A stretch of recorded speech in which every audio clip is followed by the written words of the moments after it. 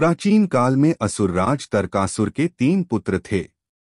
तारकाक्ष, विद्युन्माली, कमलाक्ष। ये तीनों अत्यंत पराक्रमी, शिवभक्त और तपस्वी थे। उन्होंने कठोर तप कर ब्रह्मा जी को प्रसन्न किया। जब ब्रह्मा प्रकट हुए तो तीनों ने अमरत्व का वर मांगा। ब्रह्मा ने कहा कि अमरत्व देना मेरे बस की बात नहीं है, कोई न कोई मृत्यु तो अवश्य होगी। तब असुरों ने चालाकी से कहा, हे पितामह, हमें ऐसे त्रिपुर 3 नगर दीजिए जो आकाश, पृथ्वी और पाताल में हों। वे नगर देवताओं व मनुष्यों से अजेय हों और उनमें हम 1000 वर्ष तक सुखपूर्वक निवास करें। हमारी मृत्यु तभी हो जब कोई एक ही बाण से इन तीनों नगरों को भस्म कर दे। ब्रह्मा जी ने तथास्तु कहकर उन्हें यह वरदान दे दिया।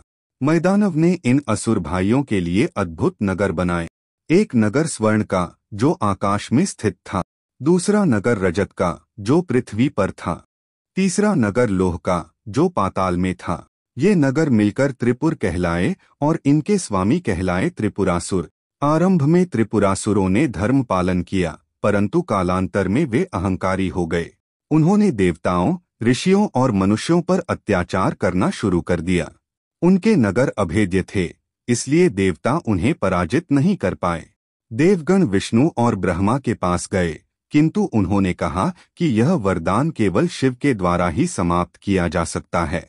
देवताओं ने महादेव से प्रार्थना की। शिवजी ने वचन दिया कि उचित समय आने पर वे त्रिपुरासुरों का संहार करेंगे। समय बीतता गया। एक दिन देवताओं ने देखा कि तीनों पुर एक सीध में आ गए हैं। यही वह अवसर था जब त्रिपुरासुरों का वध संभव था।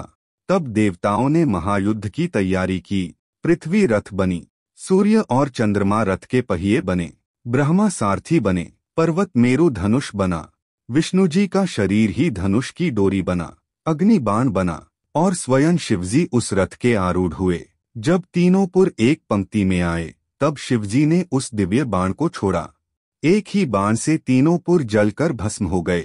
त्रिपुरासुरों का संहार हो गया और देवताओं को पुनः स्वर्गलोक मिल गया। उस समय से महादेव को त्रिपुरारी या त्रिपुरांतक कहा जाता है।